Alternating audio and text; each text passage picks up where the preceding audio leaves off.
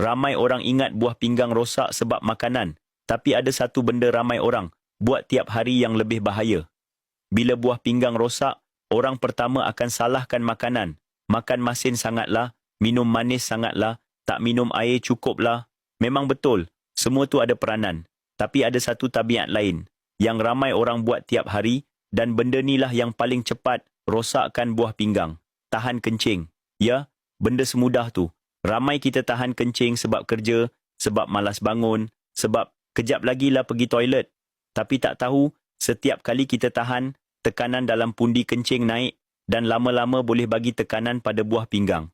Bila kerap tahan, bakteria yang sepatutnya keluar, duduk dan membiak dalam salur kencing. Naik ke buah pinggang dan boleh jadi jangkitan buah pinggang.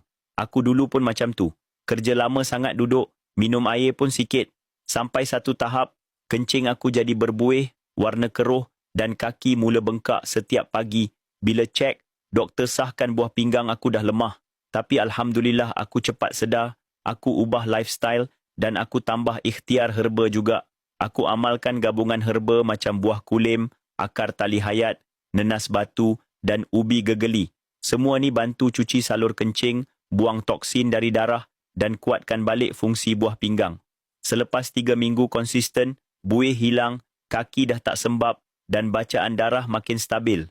Jadi kalau kau pun pernah tahan kencing atau alami tanda-tanda buah pinggang makin lemah, tolong tengok video yang aku letak dekat atas tu. Aku share ikhtiar yang betul-betul bantu aku elakkan dialisis.